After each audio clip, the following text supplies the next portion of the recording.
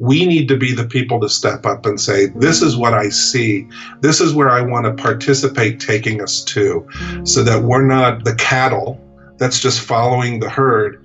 We're literally at the forefront leading the consciousness of life.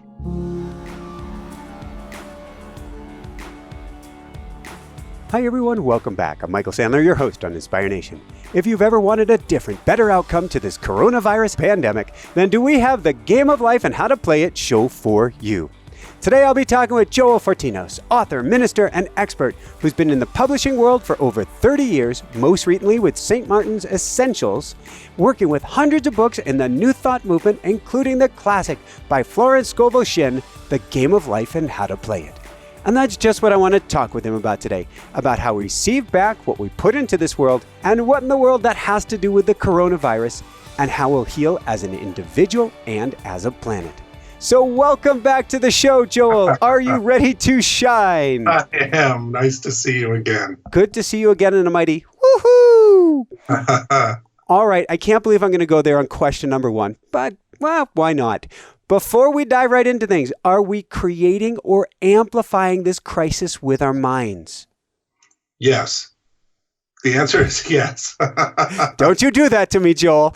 Well, no, every spiritual teacher will tell you that there's a cause and effect, and we have the effect of the virus, so there must be a cause. And are we amplifying it? We absolutely are. We clearly are through our fear and panic, which I think is palpable. People can feel that all over, not just our country, but all over the world. And we know that when we come from a place of fear and panic, we're not creating the greatest outcome, cause. Mm-hmm. We create a lesser good outcome, effect. And so the answer is yes. I have seen storms, and I've lived on Maui long enough, moved there a few years ago, to know that if the collective believes a storm is going to turn and Mother Maui is going to protect us, that storm turned. But if the news came on so strong, thick, and heavy that the storm is going to hit you, you could feel a wave, a shift in consciousness that says, oh crap, this storm is going to hit us. And I'm convinced it is that shift in consciousness or of thought that actually, in a sense, sucks it right on in. Right. Well, and our thought is affected by the world around us, right? So we are surrounded by media. I'm not a conspiracy person, so I don't mean it from that point of view, but media that is ruled by creating viewership and clicks. And they know that they can get viewership and clicks by creating the most salacious and fear-mongering headlines and stories possible. So that kind of thing feeds into our thoughts, which then affects the thoughts that we think and the actions that we take and what we end up believing. You know, people who have been in a spiritual practice for many years are suddenly being tested with their thoughts because of everything that's surrounding us right now. Well, it makes complete and total sense, and we'll get to more of what she says about disease and germs. Put that in quotes, her germs later on. However, if we think of it purely by the burden on the nervous system, if we take this purely from a scientific point of view, if we go to a place of fear, worry, and what we're ingesting all day long is way beyond junk food. It's like dark food. It's like the worst food for our digestion possible. Then if the germ says, hello, you've got room for me in there, we don't have the reserves to handle it as well, do we? That's exactly right. Yeah. So whenever we have thoughts that are in fear, panic, or anything of the like, we are suppressing the natural system that we have both within us and with around us. We know this consciously. We can say consciously that we know that when we are in fear, that it actually hurts us rather than helps us. And then we get put in a situation like this, though, which just pops up out of nowhere, seemingly, and really tests us to practice these things that we say that we believe. So I really need to get into who is Florence Scovel Shinn, but you just said a very interesting word that I have to go with. I think you said seemingly out of nowhere. Yeah. What would either you say or Florence say about that, particularly if our thoughts are creating the world that we live in? Well, again, thoughts are things. Mm-hmm. Things are the effects. So thoughts are cause. Yes. This is according to Florence. Thoughts are cause. What happens is the effect. So there can be no such thing as a virus or anything that does not have a cause first. And we know through Florence and the early New Thought writers' teachings that all things begin in mind. So I don't know that she would go as far as saying that we created the coronavirus with our mind, but I think she would say that we created the growth and the size of it through our mind, maybe through the misuse of our mind is a better way of putting it. Thank you, Joe. There's an interesting thought that's coming to me. And this is going to sound, please bear with me, everybody. Coronavirus as an answer to our prayers. We were feeling very uncomfortable as a world. We were feeling very squeezed. We were feeling in a place of fight or flight. Nothing has been feeling. You can look at the global charts of life satisfaction as it has been on a precipitous decline. And we've been saying, I believe, as a collective, something needs to change. Something needs to shift. That could be a piece of the cause. And though they say that God doesn't necessarily answer your prayers in the way you're looking for, coronavirus could be the effect. Yeah. Well, there's a lot in what you just said. There's a lot there. And, from a metaphysical point of view, from these early New Thought writers, they had a term that they used, which was chemicalization. Yes. Which means that when you want something, the process between when you say you want it and when it comes, in between, sometimes it looks worse or the opposite of what it is that you want. Yes. So what you just said is that we have been wanting globally this kind of change and all of this. Now, the coronavirus really, that can be an outcome that can come through, as a result of this coronavirus. The other thing is, I spent some time looking at different spiritual teachers of today talking about this virus. And one of them would say, the meaning of this virus is this. And the other one said, the meaning of the virus is that. And this one says this and that. And astrologically, it's this. And everyone had a very certain idea of what this coronavirus means for us on a global and personal level, but they all had different thoughts about it. And what I think and what I've always taught in my life is people say, is there a meaning for anything and everything? And I always say, that's the wrong question. The question is, can I find meaning in everything? And so for me, I think that this coronavirus is a time to reflect, and I can find what meaning there is in this time for me. And I think that that's something that a lot of people can do and find what it means for them. For some people, it means a time to retreat, rejuvenate, refresh. For other people, maybe it's a time to kind of restart, re-energize themselves, get back to some projects that maybe they put down because they were too busy and now they're not. For other people, it's a time to go within and really do some deep shadow work. And for other, it's different for each one of us. What I can say that I think we could probably, most of us could agree with, is the coronavirus and really the last few years as a whole have been like what the Hindus would call the Kali energy, Kali, the goddess Kali energy. Goddess Kali is the god, the goddess that would come in and just kind of wipe the whole chessboard clean. Pele. Pele. From a Hawaiian term, it's Pele energy. The Pele destroyer, energy. But to allow new life to be born. Life, exactly. So this is Kali energy time. And if we can reframe it as that and know that, this is okay, this is Kali energy, everything is kind of being changed and we're going to have a new normal, then instead of being stuck in the story that it's changing, and I don't like change, we can change that too. It's changing. What do I want to create, and how can I contribute to the world? So that's the times that we're in. Thank you. And I want to dive more into that. So there's the book, The Game of Life and How to Play It, which was written by Florence Scovel Shinn. It was written, my guess is, a decade or two after the Spanish flu.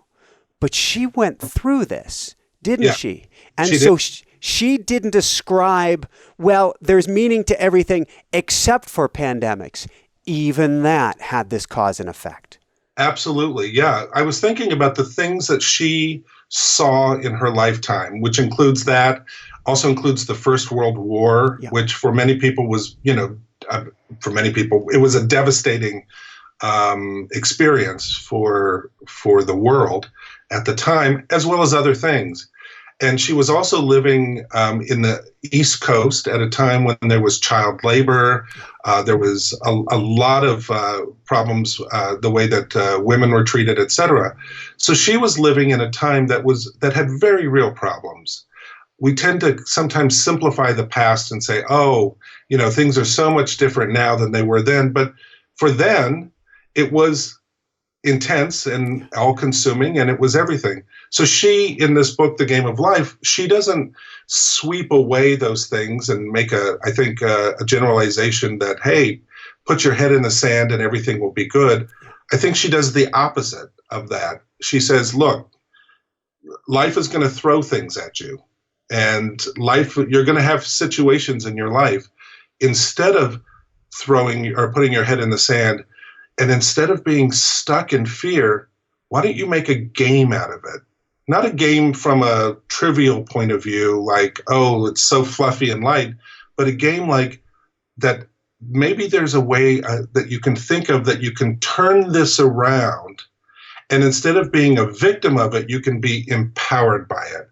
And I think that that's what's so great. And that's one of the reasons I think this particular book has stayed alive for so many people is it moves them out of victim consciousness and into being empowered just by being who they are. And I want to dive into that. There's a phrase that just came to me while you were speaking, which is gamify life with our words. Gamify life with our words. Yeah, that's a good nutshell for what this book is. Because when we change the way that we view how we go through anything, whether it's this coronavirus pandemic time, or for people who might have cancer or other health issues or relationship issues, or maybe somebody's been let go from work and are concerned about money or anything really, Florence would say to that person, great. Not great, but great. This is where you're at. This is where you're starting from. Now, what do you want to create, and how can you do that constructively? Let's get out of victim mode, which we just talked about a few minutes ago, that fear keeps us stuck. And how can we then take what we can, change what we can, do what we can in the most constructive and playful. She does have a playful side to her, playful way. So I want to go into this. First off, you mentioned the word victimhood, and there's a challenge in the New Thought movement, which I want to address right here, because she talks about vibrating at the level of germs and attracting it in. But I'm not sure, she's saying there is a cause and effect, but is she saying the pandemic is directly chasing each individual down because of the exact thoughts that we think? Wow. Well, I don't think she's saying that. I really don't think she's saying that. I think that there are people, though, who will want to read that into what she's saying because it will reinforce their kind of victim beliefs. Thank you. So I don't think that's what she's saying. I actually think that what she's saying is there is a vibration for everything. There is energy for everything. Everything is energy anyway. And so disease is at one energy. And different things run at different energy. And what I think she's saying in this book is don't stay in that energy. Don't stay at that level of vibration that the disease is at. Raise your vibration so that you are at a different level, and then you can have a different outcome. Now, I think we can also say, by the way, that if somebody gets the coronavirus, it doesn't mean that there's something bad with them. It doesn't mean that they faulted themselves in their beliefs. I don't want to even say that there's something in their thought system that attracted that to them. I think one of the things that I like about The Game of Life is she doesn't blame anybody for any of the situations she writes about. She literally just meets them and says, oh, okay, that's where you're at. Here's what we do. And it's never a sense of here you were stinking thinking. You had some, you must have wanted this on some level. It's not in that place. It's more of a place of, okay, it's here. Now what are you going to do with it? And that way we don't have to feel victimized and think, what did I do to attract this? Because that doesn't get us anywhere. That really just keeps us stuck. Woohoo! Last night I had a class online. We do these boot camps. So I had a class online, about 300 people. And we started it. I was inspired by my wife. It was something I've been practicing most mornings. But she said, I guess somebody wrote in and suggested it. My wife suggested it to me. And so we had Pharrell Williams' song Happy playing at the start of class. And we had everybody dancing. There's a pandemic that's about to wave over us or wash over us. And we are dancing, dancing, dancing. And isn't that playful energy that we can then pump back into the system? Because I look at, and we'll get to subconscious consciousness and superconsciousness. I look at humanity as one being, and we can pump energy back into her subconscious as well. Absolutely. It's like that REM song. It's the end of the oh world. God, that's been in my head, and I'm like, stop that. Unless what you're meaning is it's the end of the old world and there's a new. In that case, go for it. Well, there's so many people out there ascribing so many things to this that I think it's easy to forget that we get to decide for ourselves how we're going to go through this and what this means for ourselves. And I love that Florence herself was such a free thinker of her time, that she was this strong, powerful, artistic woman in the early 1900s living in New York City. And she, I think, is a great guide for us to say, hey, you don't have to be stuck by what other people think about this pandemic that we're in. Obviously, we need to take it seriously. Obviously, we need to look at the facts. Obviously, we need to take the appropriate measures, obviously. Not be like those preachers that are still trying to pack the churches because they say that God is going to protect them because they're the chosen people or whatever. I believe that Florence would say, God gave you a brain. You got to use it. And if that means being 6 feet away from each other to stay alive and healthy, that's a great thing to know in the game of life. That's a rule that I'm going to follow. So we get to decide how we go through this and what our attitude is. And we get to also be the people that maybe other people look at and say, oh, they're not so panicked by this and they're okay. Maybe I can do that as well. Woohoo! So you said God gave us a brain, and there's a concept that she talks about, which I think is very powerful, and neuroscientists who've been talking about it a lot recently, scissors of the mind. It is the concept that if you believe that there is milk in the fridge and you go and you open the fridge, then your consciousness is going to choose the 6,000 pixels that are going to show you that there's milk in the fridge. If you believe there is no milk in the fridge, then because our mind is going to cut away and trim away whatever is not necessary to our belief system, you will not find that milk no matter how hard you look. That's where we're at. We can see, we can Google is the ultimate scissors of our mind right now. It will reaffirm whatever your belief is, and that's half, if not almost all, of what's getting us in this trouble. That's absolutely true. And I would add to that, we don't have to be Evel Knievel with our belief system either, though. We don't have to try to prove how spiritually advanced we are to anybody by doing things that are, probably not the right things to do during a pandemic. I think that we can have our own experience of this without having to try to prove anything to ourselves or others about how great we are going through it. I think it's, what's probably more powerful is to just be that great, positive, proactive force of good, thinking about this in a completely different way, and then letting others be attracted to that. And maybe, that they can ask questions or they can emulate it in their own way that way. Thank you. I like that you said proactive force of good. So riffing off of that, what is yin and yang energy, and what does that have to do with her and us during this time? Yeah, so when we go through anything, there's a yin part and a yang part to it. The yin, of course, is the inner, the part of us that is still. It's the feminine nature within us, and the yang, of course, is the masculine, the active, the proactive. The New Thought writers were very yang-oriented. They were very proactive. They were not, let's take a moment for mindfulness and let's go on a retreat and let's learn how to meditate. They did say those things, but all of their writings are very, yes, your mind can take you far. You can use your mind to go as far as you want to go in life. And so when we read books like Florence and other books, from the early New Thought writers, I think what we can do is say, this is that yang part that I really need so that I don't stay complacent, yes, and I can learn to take the proper actions for the outcome that I want. And I can change course along the way if I need to, but when you read The Game of Life, it is very proactive. It is a book that tells people don't stop, don't rest, just keep moving forward in the most positive way you can. Now, that, in addition to reading books like The Game of Life by Florence Scovel Shinn, we also should, of course, balance that out with some yin activity as well. Take time to meditate, to take walks, and to have that inner retreat time so that we are in balance.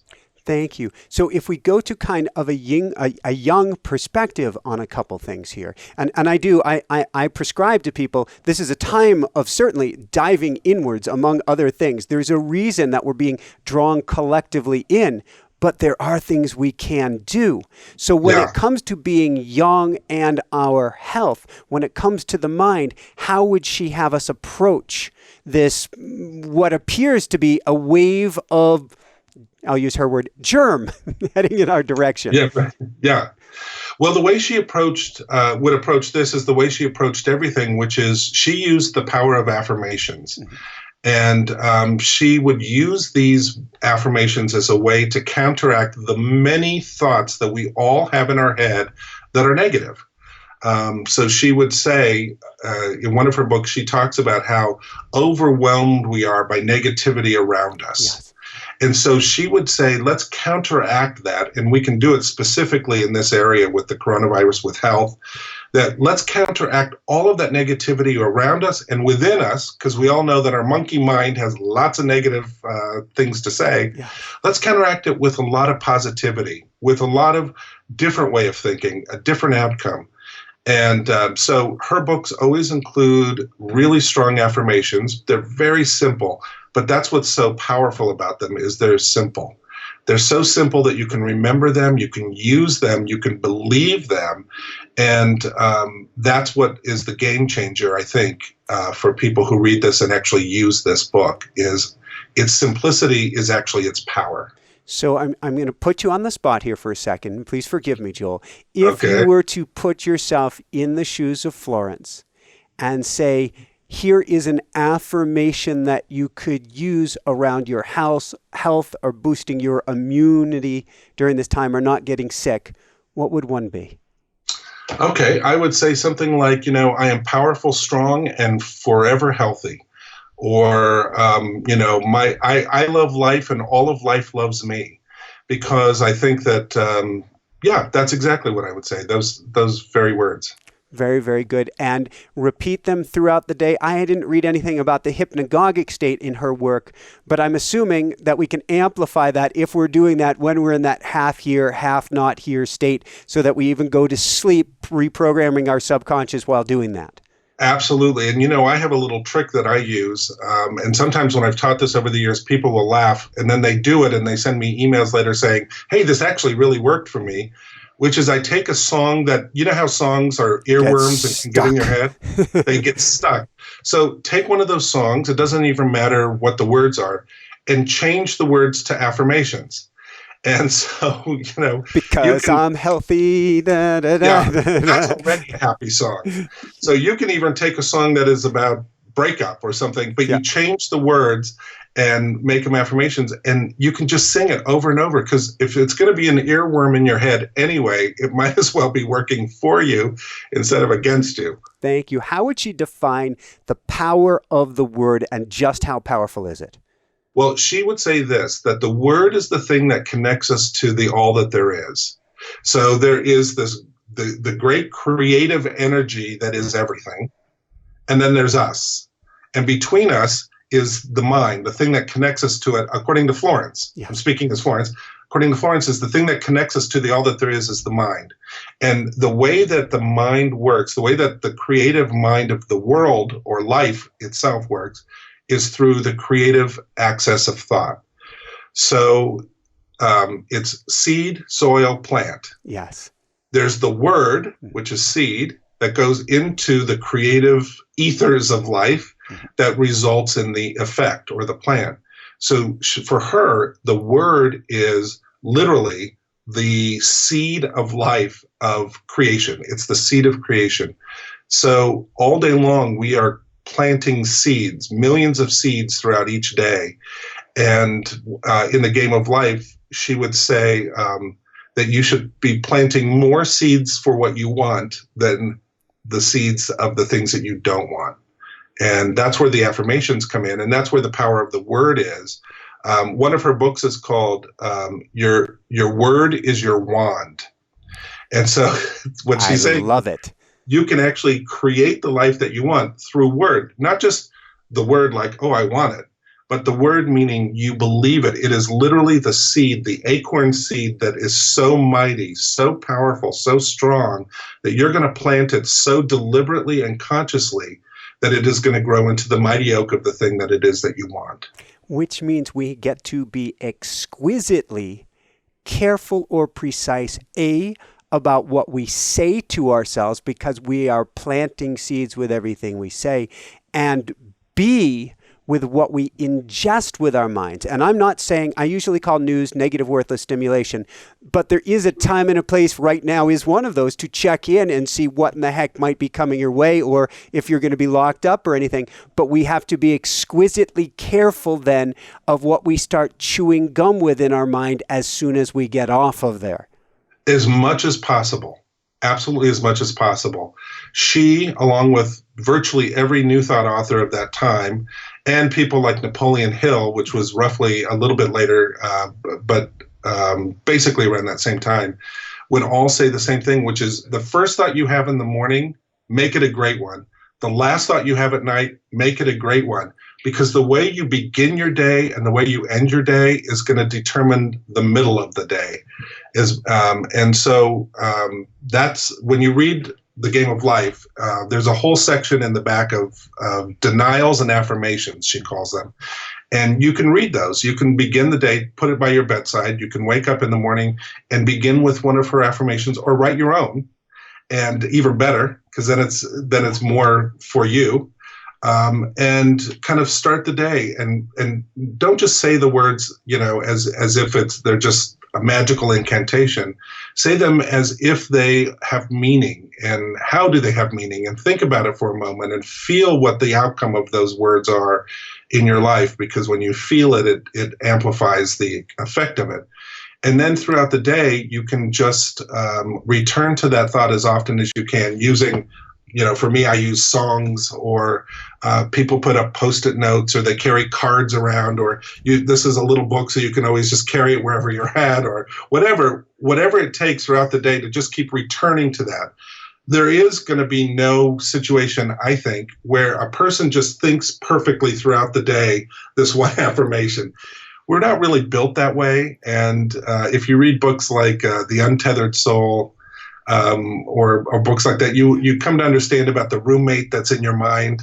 So what we need to do are find the life hacks, the mind hacks, so that we can go around the roommate that lives in our mind that will keep us moving forward and living a positive life. I like that. I like that. One of the biggest changes that occurred in my life is I do a process called automatic writing, where we tap into that intuition, the pen flows. And what I got out of that one time is the evening is sacred. meaning make it as sacred as going into a hall of prayer when you go to sleep. And if you are that sacred and precise as you're about your thoughts when you go to sleep, you are creating throughout the entire day. Your morning, you start thinking about where you were the night before and those sacred thoughts, and everything ripples and changes. Yes. Well, the great Napoleon Hill, who wrote Think and Grow Rich, I keep my copy close by. I love it. This is the version I published, so it's the best version. But that has my all-time favorite cover on it, yellow. So if you're looking for which version, you go to yellow. Yellow bricks of gold, that is. Yeah. Well, he put in there that he would go to bed every night doing an exercise that he called the Leadership Council. Oh, yes. Yes, and so he would fall asleep at night, picturing himself at the head of a boardroom, and he would bring in his heroes and have conversations with him, and that's how he would fall asleep. And that's so brilliant, because then you're falling asleep in your genius rather than falling asleep scared and afraid of what tomorrow may bring. And he used that tool to access that highest part of himself. And I've used that tool, I mean, countless times. I can't even say how many times, even in meetings when I'm not sure what to say. Sometimes, it looks like I'm writing something on my yellow pad, and instead what I'm doing is I'm trying to access, like your automatic writing, I'm just trying to access that wisdom inside. So. I love it. And in automatic writing, I have people go to their team, whoever you want to call into the team. And I've referenced Napoleon Hill and his counsel as well. Bring them in, get them involved. The more that you plug in, the more like yourself, you'll be able to pause, almost drop down in the boardroom and go, oh, wait, that's what I wanted to say, because it then comes to you because you've been training it. Absolutely, yeah, and it's so great. Oftentimes, when I've taught doing the Leadership Council, people will they'll try to bring in the most spiritual people they can think of. They'll bring in Jesus and Gandhi and all this, but my council is always filled with people like just everyday people. I have somebody that I use a lot in my imaginary council, a boss that I didn't like, but always told me the absolute truth. I love it. And didn't mince words, but would always tell me the absolute truth, in which I always later thought, oh, I'm so glad she said it that way. So she's always there, because sometimes I just need to hear, somebody say, no, this is exactly what you need to hear. And so, it doesn't have to be somebody spiritual or major. It can be. But it can also be, your grandmother. It can be, like in my case, a boss that I no longer work with. And I've got Jack Burden, my mentor, who was driving the nursing home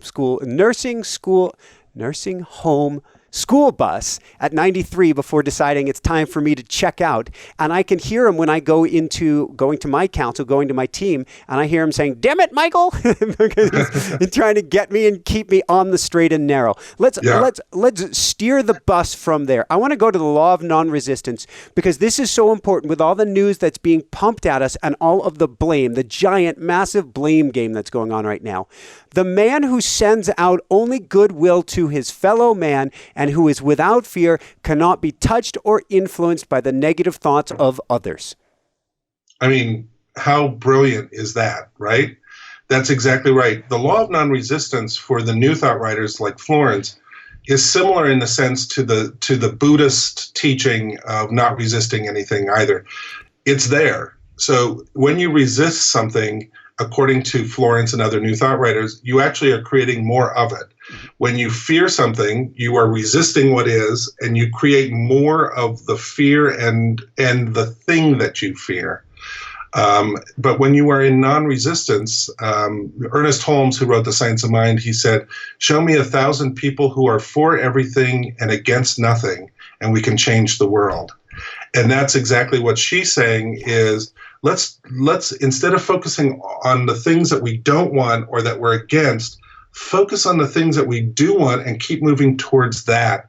That's the law of non-resistance. It's like the Tao always talks about water and how water is the power of water. It's so powerful because it can go anywhere and adapt to anything. And in the game of life, that's so powerful because Florence peppers the book, or salts and peppers the books with book with stories of people who have very real life problems. And they come to her in fear. And she stands there and she doesn't accept their fear. She instead gives them her wisdom and her certainty that you can go beyond the thing that it is that you fear. And it's so mind-blowing for people to be around others who live life in that way. And it's a different way of living. And she certainly personified that in her own life, her personal life as well. What would she say? Let's tackle a couple fears here. And she has a whole chapter on this early on.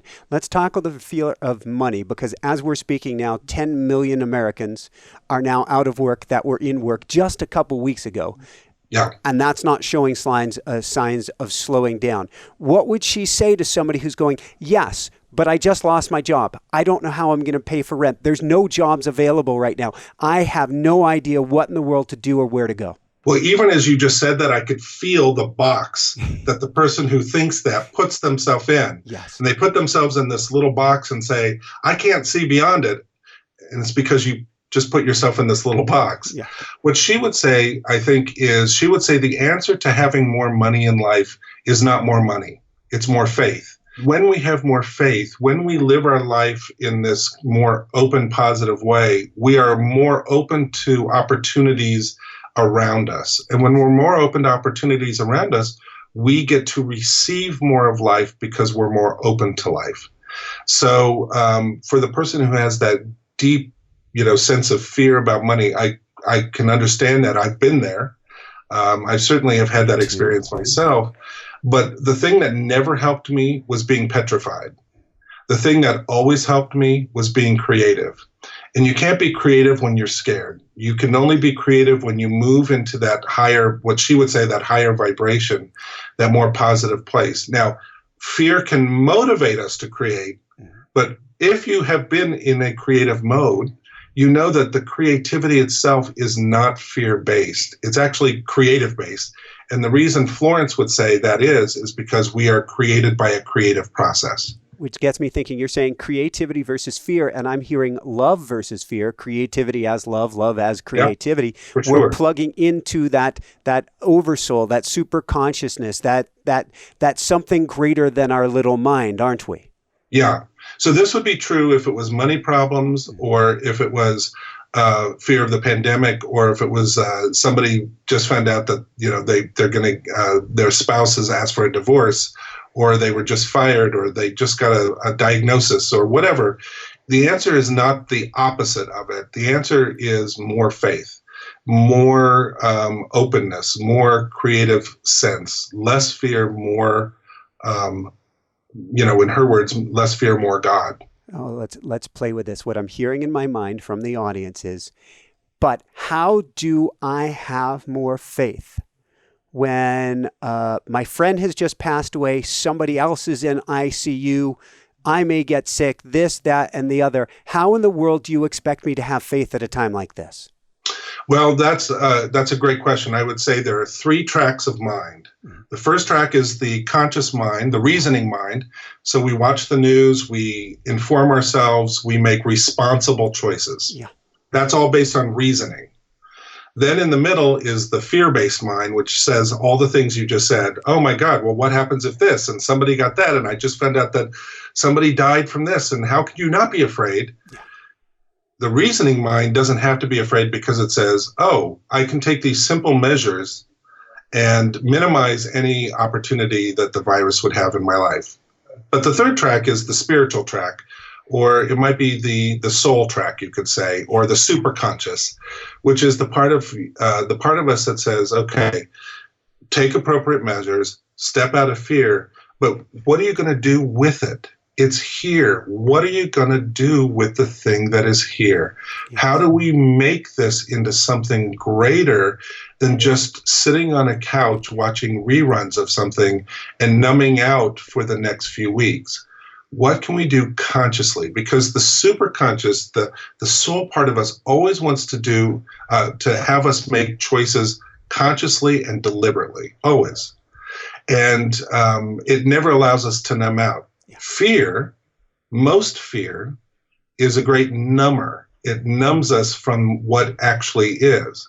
So I've talked to a family member who was just going absolutely crazy alone in her apartment, and she kept wiping everything down all over the apartment. And I said, well, has anybody with the coronavirus actually been in your apartment? No. And I said, well, then why do you keep wiping it down? Well, I don't know. I just can't take any chances. And that's the fear part of us that is mobilizing us and keeping us so small versus the reasoning mind that says, you need to do what you need to do. But the super conscious of us says, yes, you need to do what you need to do consciously. And what more can we do? Thank you. So on the and what more can we do? Let's talk about the law of karma and the law of forgiveness. And I've been teaching people lately the concept, what I call Tai Chiing energy, or what she says. She says the game of life is a game of boomerangs. What are we doing? What's she suggesting? Well, so the boomerang is a perfect example to illustrate the law of karma, right? Because when you throw the boomerang, 100% of the time it will come back to you, unless you're a terrible boomerang thrower. But that aside, it comes back to you exactly as you threw it. And so, in a nutshell, that's the law of karma. The law of forgiveness, though, takes it a step further. And the shortcut for calling that is, I've always thought if I ever wrote a memoir, which I won't because nobody will want to read this memoir, but if I did, I would call it. I may have to challenge you on this one. Okay, well, we'll see. I would call it grace over karma.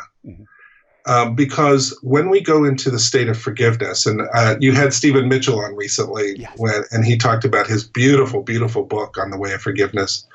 But forgiveness allows us to move into a state of grace, and grace actually fulfills karma without the effect. So that's a big concept, and it's easy to just kind of say in one sentence when spiritual teachers will literally take years to teach what that means. But essentially it means that this life is we live this life through a set of laws. All games have rules, right? If you play Monopoly, there's rules to Monopoly. So the game of life has rules. One of the rules is there is karma, boomerang. What you put out comes back to you. And that is true 99.999999999% of the time. And yet there is one thing higher than the law of karma, which is the law of grace, or the law of forgiveness. And that allows us to fulfill the karmic action instantly. Yeah. So that we don't have to experience the boomerang coming back because we just had the experience of not just the boomerang coming back, but we were the boomerang. And it's actually a very deep and meaningful and moving experience to have. And I love how, one of the things I love about this book so much is, I said it earlier, but I'm underscoring it, is how she takes these kind of big concepts and just makes them so simple. This is a book that has been what I call a gateway book for many people onto the spiritual path for almost 100 years now. There are these books that seem to just be the books that open the path for millions of people. This is one of them. You Can Heal Your Life by Louise Hay is one of them. Wayne Dyer's got some. Illusions by Richard Bach is one. You know, the Power of Now, I think, is a great book. So the reason it's been a gateway book is because she does take these very big ideas and makes them graspable so that we can begin the journey of unpacking what they actually mean. So you can take any of these laws that she talks about and then spend the rest of your life trying to live them and learn them and understand them. And every step of the way, the deeper you go into the law of karma, and you come back and read this, it's still applicable.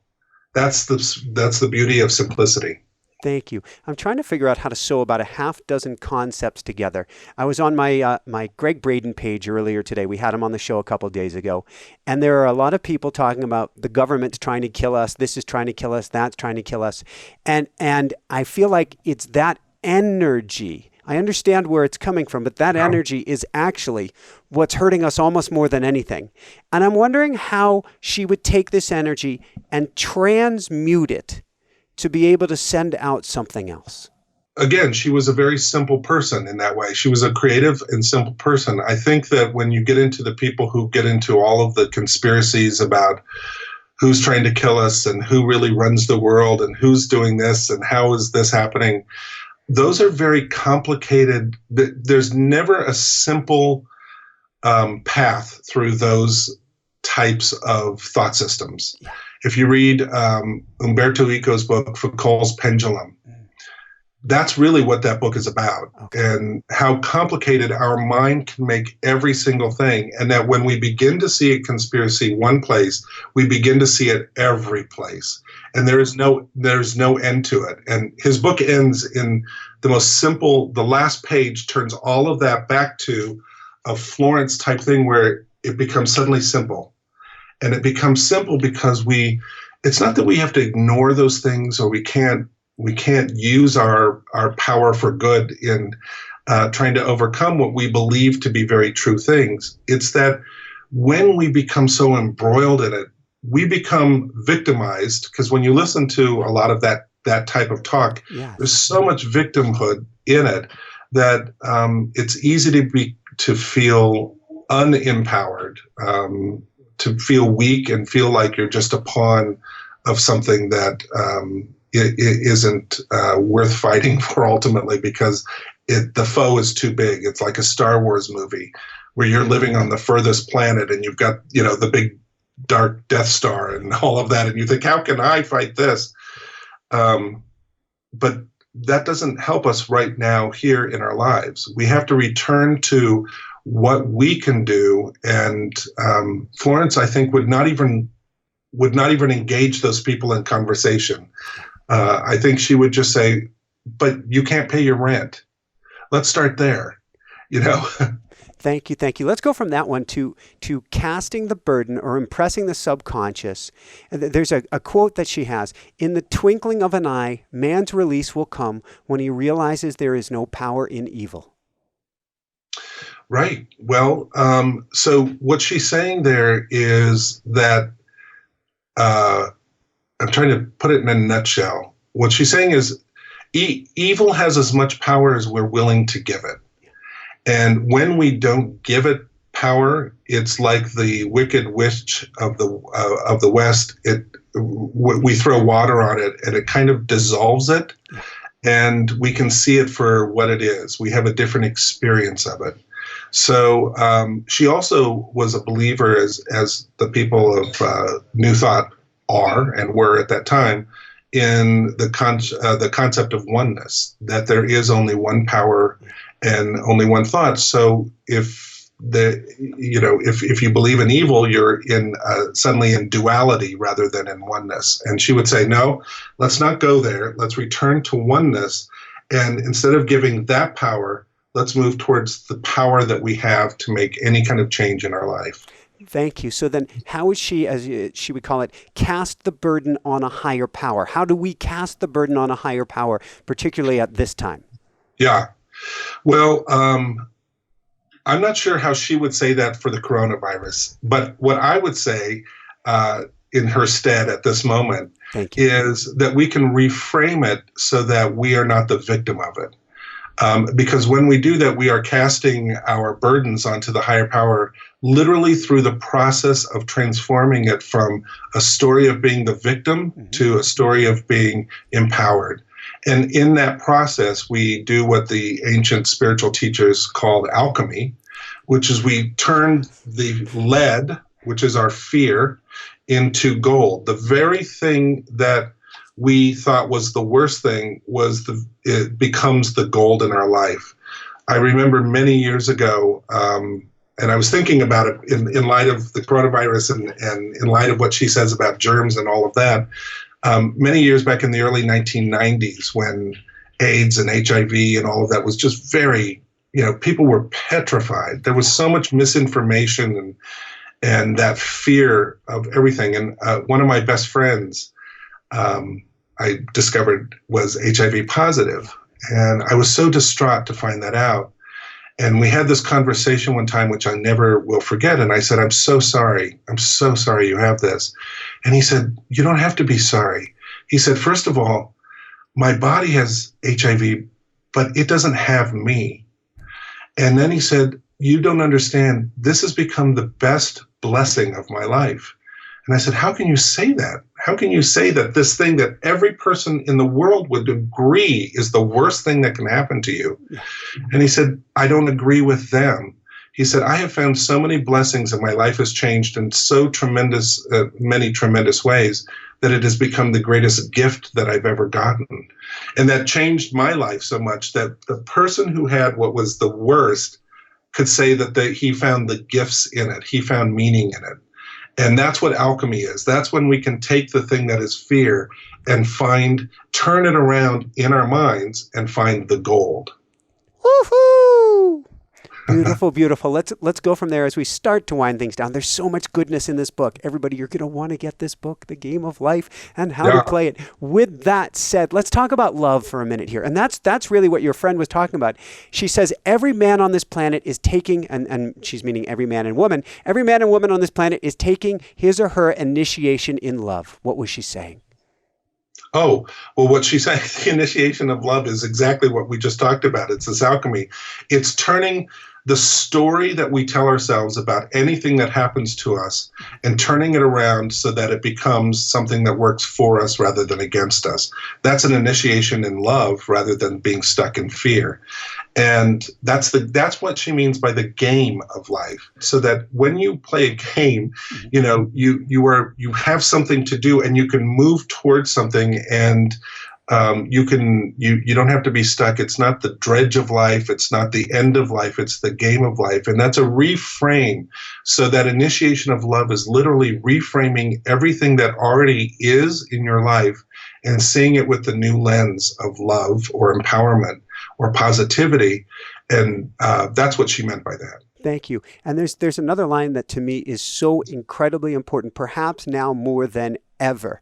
The importance of treating everyone unconditionally with love, no matter what, full stop, period. Full stop, period. Because if there is only oneness, the oneness philosophy, that means everyone that you meet is part of that oneness as well.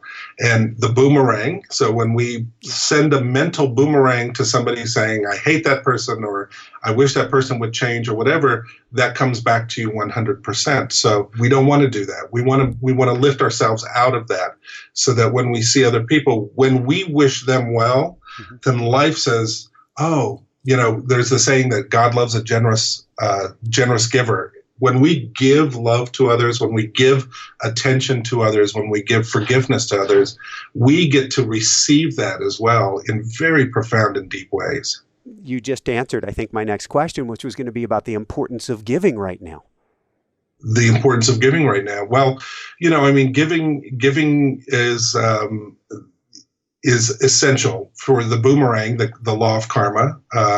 When we give, we receive. But even more than that, I think that it's important right now that we understand this coronavirus individually, what it means for us, but that at the same time, we participate in the great humanity of life by giving to it. And when we give from that space of freely wanting to give money, time, attention, love, positivity, whatever, what we're doing is we are literally giving to the world something that the world needs. And that moves us out of I into the greater we. And it's so beautiful to do that because it's so easy to get stuck in, how do I feel about this? And what does this mean for me? That's important. But then take it that next step further in, wow, so what does this mean for we? Thank you. And that makes me think of a book that I'm diving back into now, and I might have Mitch Horowitz on the show about it next week, Viktor Frankl's Man's Search for Meaning, and the importance of finding, ascribing, or diving into some meaning, any meaning during this time. Well, he says so powerfully in that book that they can take away every single thing a person has except for one thing, which is the power of perception. Mm-hmm. And that even in the midst of the worst, which would be the Holocaust, and I think everybody could argue that or agree with it, that's one of the worst things that we could ever conceive. He said, even in the worst, we still have the power to perceive the experience we're having in the way that we want. And gosh, I mean, if Viktor Frankl can say that in that situation, how can I, sitting in my house, use that great power to see things in a different way, the power of perception? Thank you. And that leads from the power of perception into tapping into our intuition, something that was particularly important to Florence.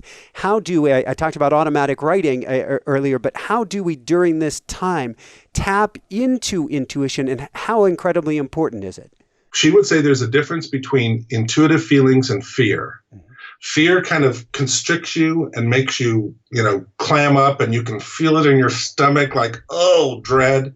Whereas intuition always opens you up. It always takes you to a higher place. It always makes you feel, it takes you to a different maybe state of consciousness.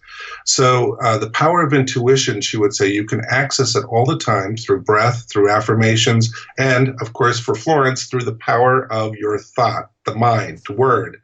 And you can actually state your intuition, she says in this book. You can state, in other words, you can say, I know what I want for my life, which is I want more of this. She's saying that's the intuition speaking through you. So now state it and be firm in that thing and move toward it. She was, she herself, by the way, she was not like the other New Thought writers. They were all teachers and had churches and centers and all this. She was a bohemian artist. She was very beautiful. She was married to this very handsome kind of, he was a brilliant artist, and she acted in plays, and she was an illustrator and painted, and she lived in the West Village of New York for many years, and she was different. She was living real life. She wasn't trying to form a center and have a dogma. Yeah. She was saying, I'm living life, and how do I live it more effectively and creatively? And I think that's so great for us today, that we can follow that example of somebody who was living a real life and was finding her way through it. And this is the way she found to go through it successfully. The meaning that I ascribe to that, Joel, and I'm having so much fun. We get to wind it down with just a few questions in a minute, but I'm having so much fun. So I can't thank you enough. But the meaning that I am ascribing to this is I see a pre-CV world and a post-CV world. Everything is changing. The regular 9 to 5, 8 to 6, whatever, it's gone. Poof. Something new will come about. But she had created, mind as creator, thought as creator. Yeah. She had created an existence that was a playful game of life for her. And if we follow some of the tools in here and we wrap our mind around how much we can create coming out of us, we may ascribe the meaning that we have just been set free to create something even better for ourselves. Absolutely. I mean, in a sense, in a smaller sense than this big pandemic, she was a woman living in New York City, divorced. By the way, her friends and her husband, when she was married, called her Flossie, which I love. That makes her seem so real. So Flossie was trying to live this life, and here she was, suddenly divorced, and at a time when women didn't get divorced, or that it was a stigma, and she had money problems at a certain time, and she had this and she had that. And she used these laws, these creative laws of the game of life, to change that, to lift herself up from that, and to live a different existence. We can take that singular example of Flossie, and then we can ascribe that to maybe this larger pandemic. I think what you said is so powerful and true, which is that there is no return to normal. There will be a return to what we will call the new normal. And we don't know what that is yet. It'll be a mix of what we're living now and a mix of what we had before to create something completely different.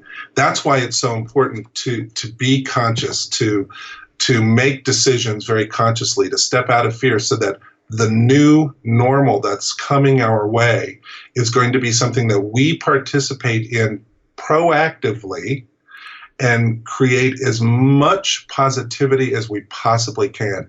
I think everybody can agree, whatever your beliefs are, that the last few years have been just so tumultuous and now it's kind of culminating in this big worldwide virus. And so when we kind of forward-thinking people think beyond what's going to happen after the virus, we need to be the people to step up and say, this is what I see. This is where I want to participate taking us to, so that we're not the cattle that's just following the herd. We're literally at the forefront, kind of leading the consciousness of life in a certain way. Woohoo! That's what I call creating a collective new dream. And by our thoughts, we can do it. Absolutely. That's 100% beautifully said. Thank you. Thank you. Couple last questions. What is perfect self-expression and divine design?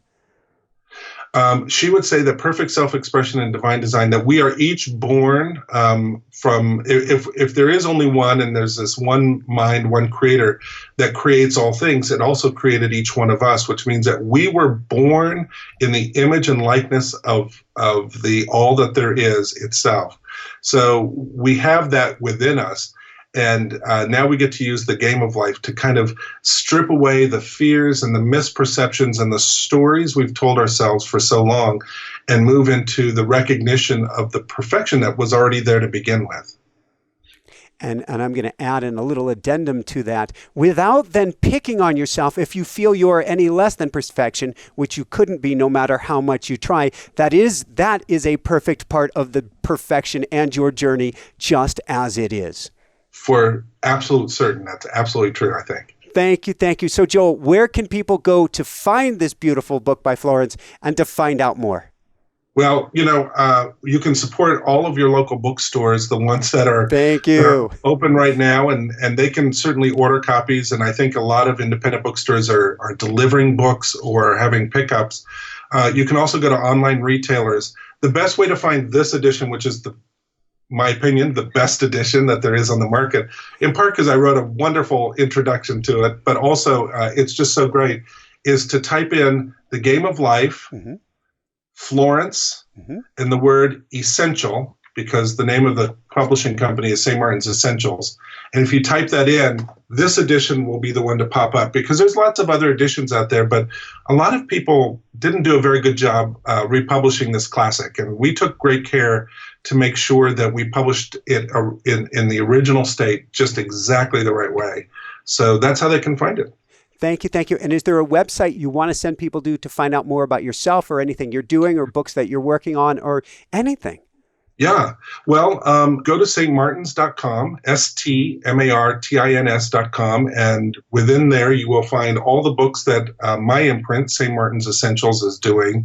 We have we published our first book January of 2019, and we already have over 100 books out, and they're just doing well. And thank you for having a number of our authors. Shaman Durek, I think, was on. Oh, awesome! Isn't he amazing? It's just amazing. And I hope people who, if they haven't seen your interview with him, they should go back and find it, because that's one of my favorites. Yeah, it was terrific. And Stephen Mitchell, and we have Rob Bell coming up. Excellent. Who's phenomenal, and et cetera, et cetera. And so they can go there and they can find all the information right there. Very, very cool. I want to give you a giant, giant hug here, Joel. This has been phenomenal. I can't express how much I've enjoyed this. Any last words of wisdom you want to share with people today? I would say that what I would leave people with is what she begins this book with. The very first words in this entire book are it's one sentence, and it begins with this: most people consider life a battle, but it is not a battle. It's a game.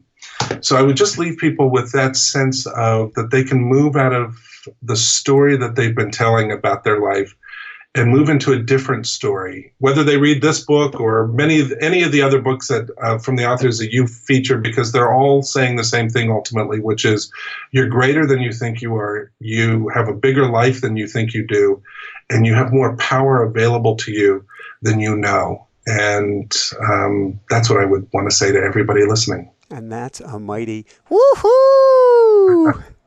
So thank you so, so much, Joel. I am so appreciative of this. Thank you so much. I appreciate it. For everyone out there, and so does Flossie.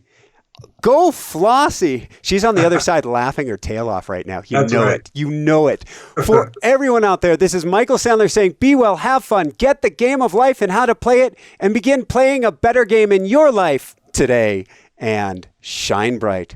Woohoo! Awesome, Joel. Thanks. That was so much fun. I appreciate that. If you like this video, then you're a light worker, you're a light warrior, and we need your love and light. We need to crank it up to the max. That's why we're offering boot camps. You can check them out down below. Monday through Friday events, 1 hour a day, almost free, to help you crank your light up to the max, get you in the most positive place possible, boost your immune system to the max, and help you to help the world to shine bright. We're also offering YouTube live events every Saturday and Sunday during this time to help you overcome fear, overcome worry, overcome stress, and again, boost up your immune system. These tapping events, these boot camps, all involve group meditations where we come together, set group intention, help you help yourself, help your family, and help the entire world. You're a light worker. Your time is now, so come join us. Click below for these extra special events. Oh my God, what a beautiful interview did I just have with Joel Fotinos on the Game of Life and How to Play It by Florence Scovel Shinn. To check out more incredible interviews, click here, subscribe below, click on that bell icon to be notified of upcoming lives, premieres, and shows.